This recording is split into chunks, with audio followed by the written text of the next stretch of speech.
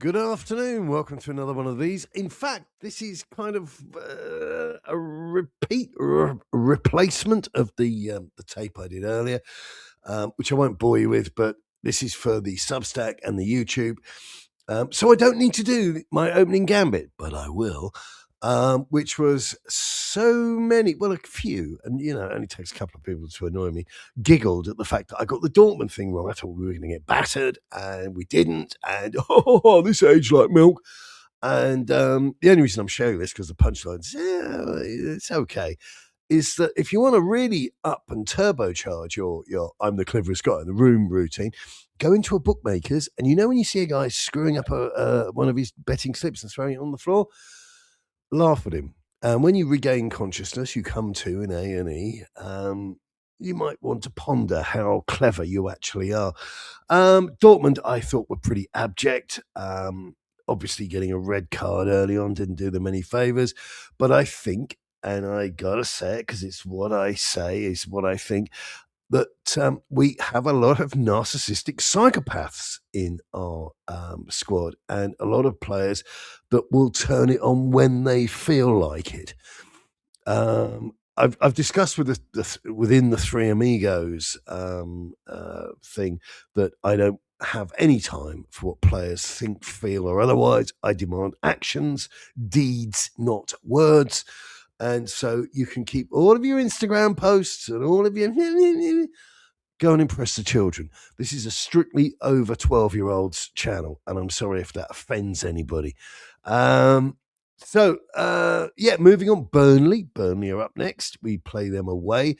Historically, we've been very good there. Well, we've been so bad at home. That puts a different spin on it as well, or a different shine, as perhaps the Yanks might say. Look, I hope we win. That's my default setting. It always is.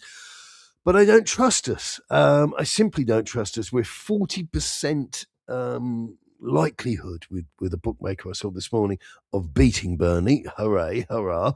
But they're in the bottom tier. They're in the last three of the division. Now, I know some of you have a problem drawing a line under previous activities, but this is exactly how we carried on last season.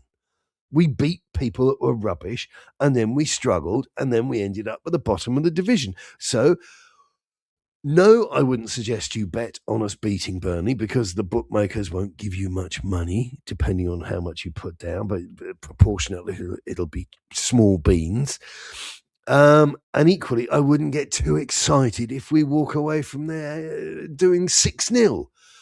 What I will say, and again, some of you won't particularly care for this because you're such tactical masterminds, but we're missing 7 key go-to first team pick players. I say 7 because it's actually 8, but I don't include Ben Davis. And I know people don't like me speaking the truth, but I sincerely hope he's fine. But equally, I hope it's a career-ending injury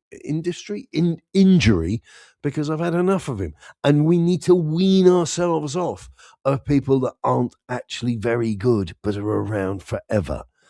Eric Dyer, you're still in my thoughts. So I expect Spurs to beat Burnley on Saturday. That's tremendous. But Thomas Frank is a long way out of trouble, and I don't think it's all his fault. And I think ENIC, they need to have, what's that phrase? Have their feet held to the fire somewhat. So that's it from me. Don't forget, good luck. Keep it on them.